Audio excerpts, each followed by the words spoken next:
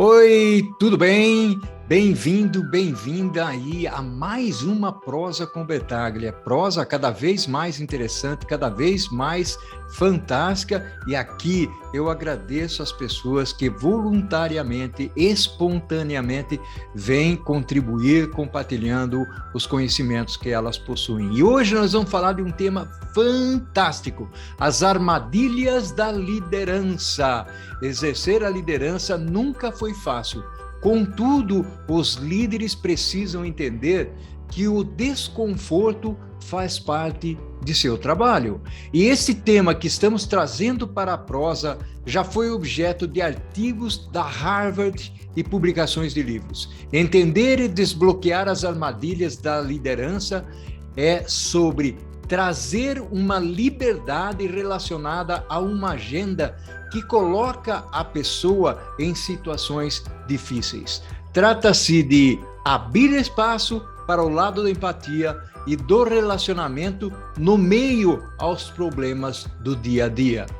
Gostaríamos aqui de refletir sobre as armadilhas da liderança, um tabu para muitos líderes que acreditam que admitir o desconforto psicológico, mesmo para si mesmos, é um sinal de fraqueza. Mas de que armadilhas nós estamos falando? Como líderes, muitas vezes, somos lançados em um redemoinho e aí vem a ansiedade, a angústia e muitas vezes o burnout. Vamos fazer uma reflexão sobre este fantástico tema aqui na Prosa com Bertaglia. E eu terei o privilégio de trazer aqui para prosear comigo, com a sua vasta experiência na área de recursos humanos, a Cláudia Lemos.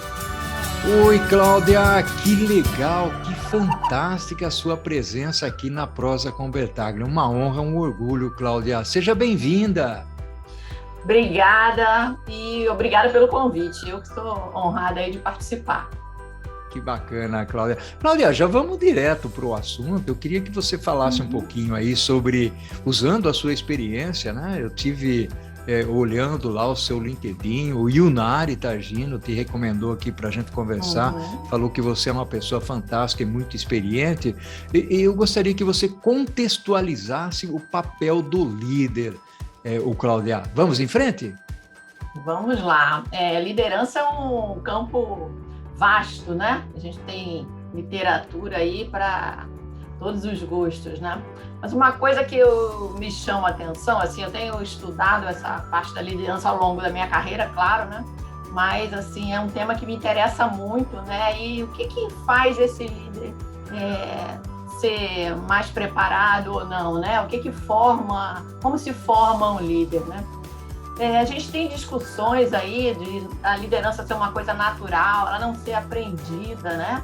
E eu não concordo com isso. Eu acho que hoje em dia, né, a gente tem visto ao longo da história aí vários líderes, pessoas extrovertidas, introvertidas, tendo sucesso, né? Independente da sua característica pessoal, e sim dela desenvolver competências, né, que são inerentes à liderança. Uma coisa, Paulo, que eu tenho observado muito, estudado muito, é que o pessoal começa a querer preparar um líder quando ele já está liderando pessoas, né? Eu acho que isso aí é um passo que as empresas geralmente erram, porque você tem que começar né, a analisar, você faz um bom plano de carreira, de talentos, né? E analisar quem tem potencial, né, para liderança e começar a trabalhar lá a autoliderança, né? É ali que as pessoas têm que começar a desenvolver essas competências, né, da gestão emocional, né, que a gente vê.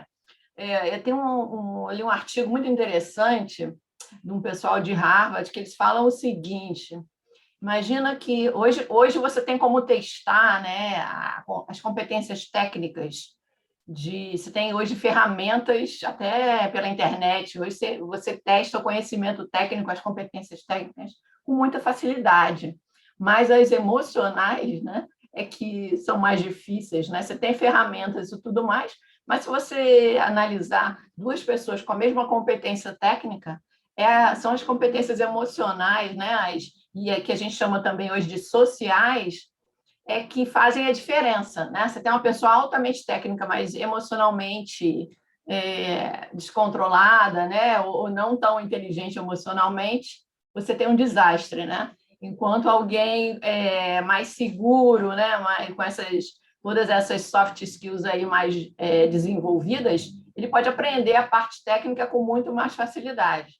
Acho que o grande segredo aí é a gente começar a trabalhar a autoliderança antes da pessoa chegar a ser líder, né? Ela entender que ela tem que ter, ainda mais no mundo corporativo, vamos pensar no mundo corporativo de antigamente. Ninguém falava de diversidade, não é mesmo? Não eram temas assim que a gente não tinha isso no dia a dia da empresa. Hoje, se você está formando um líder e você não se preocupar qual é a flexibilidade dele, como é que ele vê essa coisa do aprender sempre, de temas novos como diversidade, né, e tudo mais, essa pessoa pode ficar perdida, né? E ela vai ser cobrada de coisas que ela não está preparada para lidar. Então, acho que a autoliderança, e dentro da autoliderança você começar a trabalhar para alguém com alguém que tenha potencial de liderança, você começar a trabalhar essas competências, quanto mais cedo, né, melhor líder essa pessoa vai ser.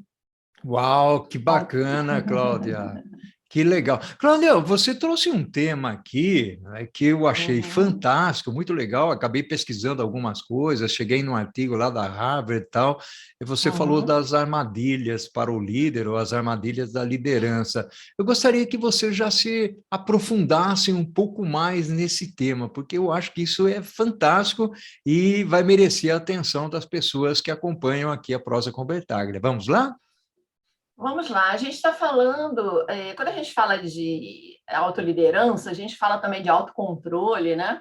E autocontrole é uma das coisas que faz você não cair nessas armadilhas, né? Essas armadilhas são da. Eu acho que as pessoas, às vezes, não têm consciência dos seus gatilhos, né? Aquela coisa que te tira do sério, né? Que faz você realmente ficar estressado e tudo mais. Então, o autoconhecimento e o autocontrole andam juntos aí, né? Um líder tem que respeitar as pessoas para ser respeitado. E ele também tem que passar tranquilidade e controle emocional para ser alguém que as pessoas, no momento de crise, vão se voltar, né, esperando a liderança daquela pessoa que está ali, naquela posição. Então, a pessoa saber exatamente o que são os gatilhos do seu comportamento, que te fazem agir de uma maneira ou não, ou mais controlado ou não, né? E trabalhar isso. Então, a questão de você passar um ambiente de tranquilidade para os seus liderados, vamos dizer assim, passa por isso, o seu autocontrole, a sua calma. Não que a gente fala muito de estresse, né? O estresse também, o estresse de você, ele pode ser bom, né? Tem até livros sobre isso, né? O lado Uhum. bom do estresse, né?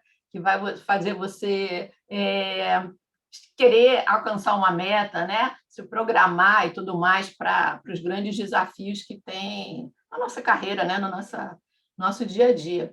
Mas você passar por tudo isso, né? Com equilíbrio, se conhecendo, trabalhando esses seus gatilhos, é essencial. E uma das coisas, um dos exercícios, né, que o pessoal que está pesquisando isso fala muito isso, é a sua necessidade de resposta. Um dos temas, né, que tem muita gente pesquisando, inclusive eu li o material de um pessoal de Harvard, é o seguinte: a sua maturidade ela tem uma característica que quer dizer, a falta de maturidade, vamos dizer assim, que é a resposta imediata, né? A pessoa nem reflete, ela responde na lata, como a gente fala, né? Quanto mais maduro você está, mais você analisa as coisas antes de responder, né? Então, a questão da própria liderança, quando você vê quando a pessoa é mais jovem, está iniciando em liderança, ela tem aquela resposta mais, né, imediata e nem sempre é a melhor. Então, a questão de você ter um momento de reflexão antes de responder. Você não tem que saber tudo imediatamente, né, para responder.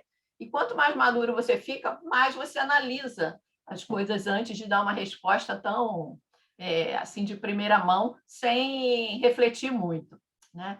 Então, a questão também da liderança, isso passa por a gente se conhecer e ver o seguinte: o que você vê que as pessoas mais querem, né? Para ter satisfação, engajamento, né? Elas querem ser ouvidas, não é isso? Elas querem ter oportunidade de falar sobre as coisas, né? E as pessoas prestarem atenção no que elas falam, né? Elas querem ter controle do trabalho delas, né? Elas não querem ter o tempo inteiro alguém ali em cima controlando, né?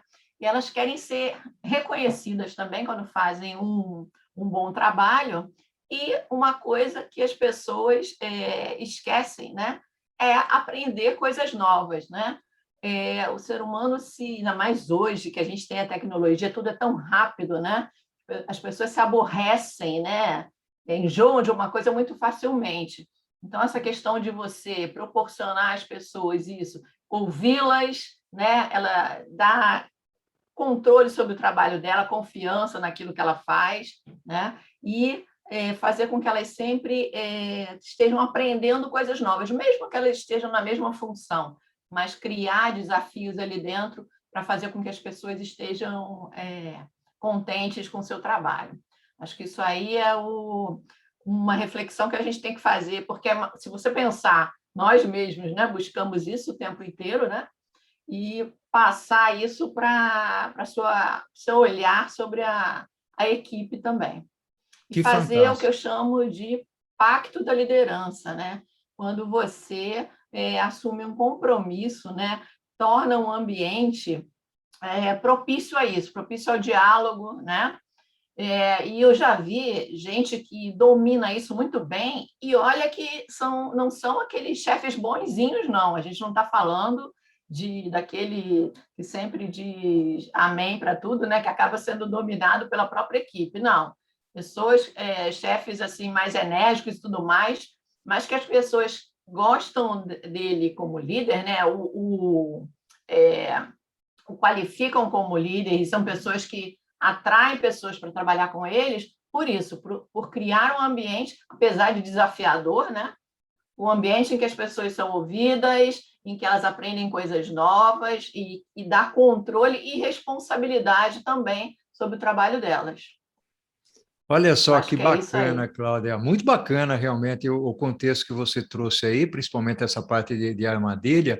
E você trouxe uma expressão muito bacana. Nós precisamos saber separar o líder enérgico do líder bonzinho, né? Ou seja, Uhum. porque muitas vezes as pessoas falam: meu chefe é muito bonzinho, então é fácil trabalhar com ele e tal. E o líder enérgico não significa que seja aquele líder turrão, mandão, que Não, causa não. estresse na organização. Não é isso, né, Cláudia? Cláudia, vamos fazer o seguinte: eu gostaria, Uhum. você passou aí por alguns pontos fantásticos sobre liderança, basicamente falando de desconforto, falando de maturidade. E eu gostaria de usar a sua experiência, Cláudia, para a gente Uhum. falar sobre como evitar os elementos, eu vou chamar aqui de elementos negativos, ou armadilhas, que é o que a gente vem falando até agora. Como é que nós Uhum. evitamos essa armadilha? Mas nós vamos fazer isso, Cláudia, no segundo tempo. Tome uma água, um Ok. café, e nós voltamos para o segundo tempo. Pode ser? Ok. Cláudia, que fantástica está sendo nossa prosa aqui. Muito bacana mesmo você trazendo a sua contribuição para as pessoas aqui da Prosa com Bertaglia. Vou fazer o convite para o pessoal se inscrever no canal, porque isso é extremamente importante. Nós temos lá mais de 270 prosas com pessoas diferentes, Cláudia, isso que é bacana. Cláudia, vamos seguir o nosso raciocínio, só que desta Uhum. feita, falando um pouquinho como que a gente se prepara para essas armadilhas e mais ainda antever o que pode vir pela frente. Você já falou um pouco lá no início, inclusive, de preparação de líderes, não quando eles são líderes, mas antes disso, né? Mas, eventualmente, Uhum. quando nós estamos prevendo que, eventualmente, vai acontecer uma armadilha, um problema, um conflito, né? Principalmente quando exercendo o papel de liderança, como é que a gente se prepara para isso? Eu acho que duas coisas que as pessoas não trabalham muito, que são essenciais, é a questão do primeiro, né? A gente está num mundo agora que a gente tem que aprender sempre, né? O lifelong learning, né? Hum, Então, o que a gente tem está estudando hoje, daqui a 2 anos vai ser outra coisa e por aí vai, né? A tecnologia e tudo mais, todo mundo fala aí dos empregos que vão desaparecer daqui a 10 anos, né? Então, a questão do você estar sempre aprendendo é fundamental. Para aprender sempre, você tem que ter uma capacidade que chama-se desaprender, né? Ou seja, eu não posso ficar. O que eu aprendi tem que acumular na minha bagagem, mas eu não posso ser aquela síndrome da Gabriela, né? Como a gente chama, né? Eu nasci assim, eu cresci assim, você é, sempre assim. Então, você tem que aprender novas coisas. E quando eu vou aprender novas coisas, se eu for com aquele olhar de, isso eu já sei, não, isso aí eu já vi, esquece, você não vai aprender nada. Você tem que ir com um olhar novo, né? Pronto a olhar aquilo como se nunca tivesse visto e ali acumular que com certeza coisas novas tem. E outra coisa também, a adaptabilidade, ou seja, o campo do trabalho em geral é um negócio que evolui com a velocidade no mundo de hoje. Então, você se adaptar a novos ambientes. E aí eu abro um parênteses, que muita gente diz assim, se o cara for... E flexibilidade também, né? Adaptabilidade e flexibilidade. Ou seja, eu tenho que me adaptar ao novo que aparece e tenho que ser flexível para entender que o meu comportamento e tudo mais vai ter que mudar conforme esses desafios que aparecem. Muita gente diz assim, o cara que é muito flexível, ele se dobra demais, né? É aquele cara Maria vai com as outras, né? Que todo mundo faz o que todo mundo quer. E não é por aí, né? Se você tiver estabelecido seus valores, assim, o que você acredita, né? Isso bem profundamente, a tua flexibilidade vai acompanhar isso. Você não vai ser flexível, por exemplo, de fazer uma coisa ilegal, né? Então, o que as pessoas têm que tomar cuidado é que os seus valores são coisas que são o seu fundamento, né? A sua adaptabilidade, a sua flexibilidade, né? Para ver que você hoje tem um novo tipo de trabalhador, não é isso? O que a gente via antigamente como chão de fábrica, que era o pessoal que era, né, considerado de nível inferior. Hoje você vê gente com formações excelentes, né? O nível, o grau de complexidade para você formar um técnico hoje é muito maior do que antigamente. São pessoas com excelente formação. Então, a adaptabilidade desse líder para perceber o novo tipo de colaborador que tem na empresa, como atrair essas pessoas, reter, não é isso? E desenvolvê-las. Então, a flexibilidade e a adaptabilidade, para mim, são fundamentais. E entender que você nunca sabe tudo. As coisas mudam numa velocidade imensa, né? A rapidez é incrível, a tecnologia trouxe isso, né? A velocidade da tecnologia hoje, por exemplo, antigamente você ligava para um lugar, as pessoas iam mandar um negócio que muita gente nem viu na vida, né? Um fax, por exemplo, você lembra disso? lembro. Então, né? Hoje alguém teria paciência para essa espera toda. Hoje as pessoas entram no WhatsApp, mandam um e-mail com uma velocidade tão grande, exigem aquilo, né? A percepção, por exemplo, de demora hoje é muito diferente do que era anos atrás, né? Então, a gente tem que perceber que essa nova geração, ela não tem a mesma expectativa que a gente via em outras gerações. Então, a velocidade, o grau de exigência é muito maior. Então, a liderança, nesse caso, e eu gosto muito de um tema de liderança situacional, né? Que é quando o líder ele tem um papel conforme o grau de conhecimento, experiência do liderado, né? Ele tem que ser aquele líder mais presente para o novato, vamos dizer assim, tem que ser uma pessoa que ele vai acompanhar mais ali até ele aprender. O que está já mais entrosado, já tem uma certa experiência, ele pode dar uma certa liberdade, e aquele cara sênior que ele tem embaixo dele, ele tem que estimular esse cara, né? Esse cara já é uma pessoa pronta para desafios maiores. Então, essa coisa da liderança situacional, essa pegada de você perceber que tipo de líder você tem que ser em cada situação, eu acho que isso aí é chave para sair, né, não cair nessas armadilhas. Olha que bacana o que você trouxe aí, essa parte da liderança situacional. Se fala pouco, inclusive aqui na Prosa com Bertaglia, nós não cobrimos esse tema ainda. Quem sabe mais para o futuro a gente traga esse tema, embora você tenha contextualizado de uma maneira muito sábia aí, essa parte da liderança situacional, tem um espacinho para a gente percorrer aí, né, Cláudia? Cláudia, eu queria agora, porque uma das coisas que às vezes as pessoas perguntam aqui na Prosa com Bertaglia é o seguinte, mas Paulo, tem vindo algumas pessoas falar de liderança e às vezes tem a percepção de que a gente precisa se preparar, tal, mas e as quedas, né? A impressão que dá é que ninguém tem queda. Não, muito pelo contrário, né, Cláudia? A gente aprende com as quedas, né? Então, eu queria que você navegasse um pouco nessa linha. Eu sei que é um pouco tênue, né? Mas é bastante importante e interessante, porque não significa que você esteja isento de cair, de errar, né? Não. Muito pelo contrário, né? Muito pelo contrário. Tem uma coisa um termo que agora as pessoas usam muito, que eu gosto muito, é o personal branding, né? Aí todo mundo, na verdade, é o que antigamente a gente chamava de marketing pessoal, né? Misturado com uma visão moderna e nova. E eu acho que tem muito a ver até com o que você vê hoje nas redes sociais. Vamos fazer um paralelo disso, né? Quando a imagem que você acha que tem, né? Ou seja, como as pessoas te percebem, o que elas pensam de você. Tem gente que fala assim, eu não quero trabalhar a minha imagem, eu não gosto de marketing pessoal. Infelizmente, você já tem uma marca, você já tem né, e jogando isso para a liderança, você já foi classificado como líder. A maneira como você se porta e tudo mais, é que ele vai formando a sua imagem. Todo mundo, se eu fosse conversar com todo mundo que trabalhou com Bertaglia e passasse, define para mim como é que ele é.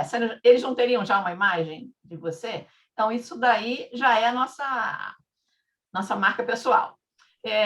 O desenvolvimento dessa marca tem a ver com você ser verdadeiro, né? Não estamos falando aqui de marca pessoal, você fingir ser uma pessoa que você não é. Isso não vai para frente, você não sustenta o papel o tempo todo, né?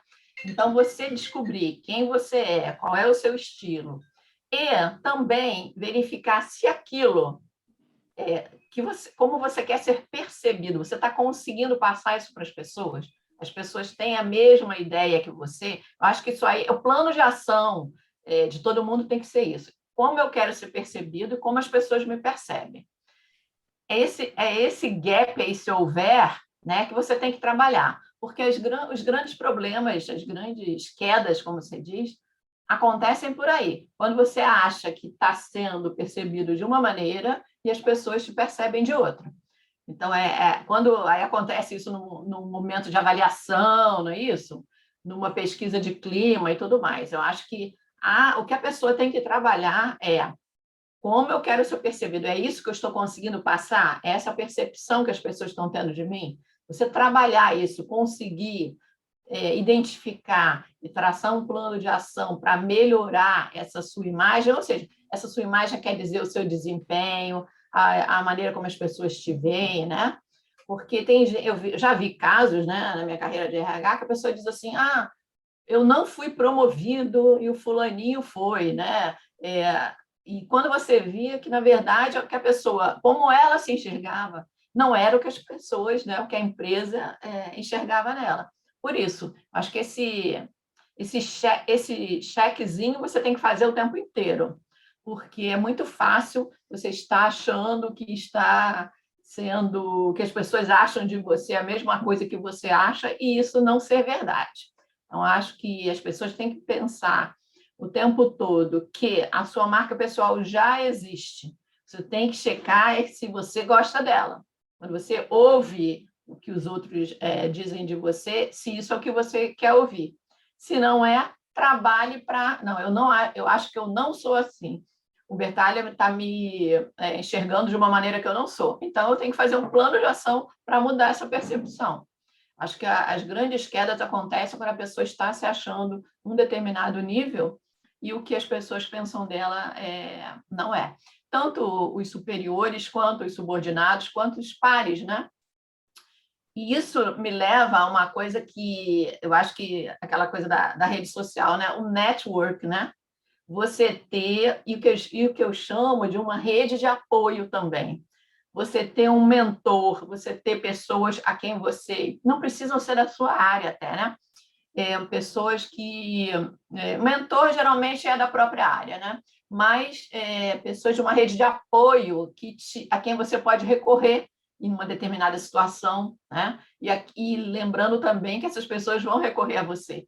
Então, ter esse network que eu falo é um network ativo, vivo, de pessoas que você pode pegar o telefone, ligar e elas vão estar ali para você e como você para elas também. Eu acho isso super importante da pessoa ter hoje em dia, né? Essa rede social, esse conceito que a gente tem hoje nas redes sociais, você ter uma rede de apoio mais ativa. Não é aquela pessoa que de vez em quando, não. São pessoas que estão ali para dar suporte a uma outra, né? Tem uma ligação forte nesse conceito de rede mesmo, né?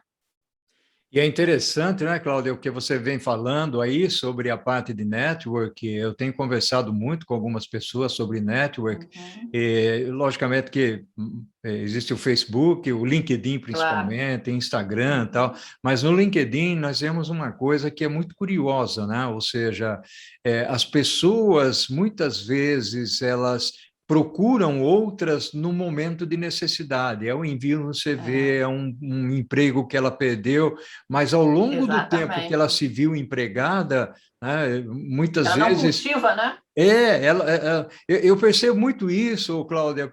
Eu tenho o hábito, eu tenho muita gente lá no LinkedIn. Eu tenho mais de 28 mil pessoas em função Imagina. das minhas palestras, né? Eu convido poucas, Claro. para falar a verdade, mas em função das Uhum. palestras, muitos estudantes, professores e profissionais acabam me Claro. convidando, e eu aceito. E eu tenho o hábito, Cláudia, de enviar e-mails de aniversário para todos, né? Então Uhum. vem aquele lembrete do LinkedIn e eu mando. E eu Uhum. percebo que muita gente não responde, né? E depois de anos passa a responder pedindo ajuda, né? E eu sei porque tem um Verdade. histórico lá no LinkedIn, você consegue ver isso, né? Então, Uhum. se é uma coisa que nós podemos aqui recomendar, não aconselhar, né, Cláudia, mas é mais uma recomendação, fique Uhum. ativo, né? Fique ativo, ou então É desligue verdade. lá, desligue o aniversário lá do LinkedIn, né? O que você É acha disso, verdade. Cláudia? Eu acho que não adianta essa rede você não constrói, né? Se você não cultiva essa rede, quando você precisar dela, ela pode não estar lá para você, né? É verdade. É o que muita gente não lembra, né? É. Então, quando eu falo dessa rede de apoio, essa rede de apoio é uma rede, como eu falei, ativa, de pessoas que você também vai dar apoio e suporte, né? Não só pedir, né? Isso aí, tem um autor, o Ferrarese, tem até um livro dele muito legal que chama Nunca Almoce Sozinho, não sei se você conhece. Eu conheço, eu não li o livro, mas eu É conheço. muito interessante, é muito legal o livro dele, e ele fala assim, desde da infância dele, né, como ele começou e como assim, ele conseguiu, ele é filho de um operário numa fábrica e tal, uma família super humilde, e como ele conseguiu, porque o pai dele foi lá, usou o network dele para conversar com pessoas importantes e conseguiu uma bolsa numa escola particular, super, que só ia gente, filhos de classe alta, né? e como ele começou a construir o network dele. E muito interessante, eu li o livro dele, gostei muito, já estou lendo o segundo dele, que pelo menos que eu comprei, né? Que fala de ser líder sem liderados, né? Como você pode liderar, e eu já vi isso várias vezes, sem ter subordinados. E eu testei isso, eu mandei um convite para ele no LinkedIn, ele aceitou assim rapidamente o Ferrarese, né? Assim, o que ele pratica, o que ele prega, né? Como a gente diz. Mas isso que você falou é super importante. Vamos convidar o Ferrarese para vir prosear aqui. É poderoso ele lá. Mas esse livro é muito legal, eu recomendo para todo mundo. Eu nunca almoço sozinho, muito, muito bom. E uma das coisas que ele fala é que você tem que ter um grupo que, por exemplo, eu preciso, vou montar um negócio na Argentina. Eu vou falar, eu acho que o Bertaglia conhece alguém que trabalha lá numa grande empresa ou do governo, vou fazer contato com você. Ele diz o seguinte: compartilhar as redes, né?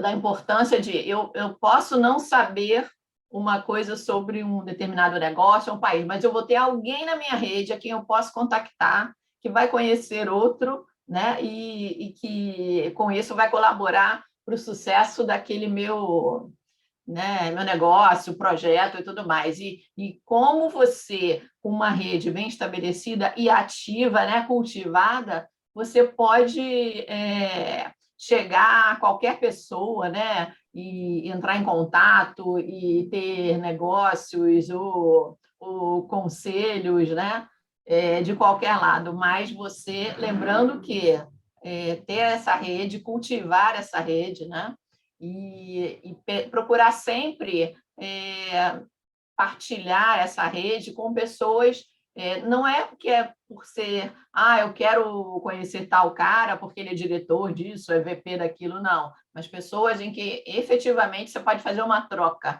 né? Elas te passam conhecimento, você passa conhecimento também, né? Então ele diz como montar uma rede em que você está sempre disponível a ajudar as pessoas daquela rede e também, claro, quando você precisar, ser ajudado por ela. Paulo, então, o autor que eu te falei, que tem vários livros sensacionais aí, esse que eu recomendei é o Nunca Almoce Sozinho.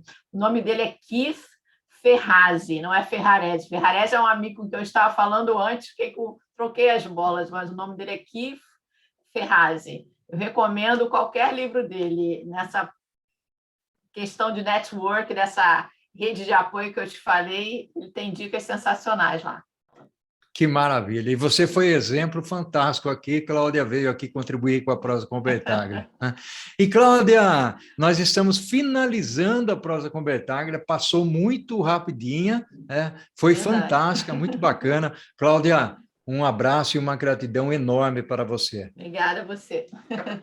Tudo de bom. Ao infinito e além, Cláudia, e o que nós fazemos em vida ecoa pela eternidade. Um abração para você. Tchau, tchau. Tchau.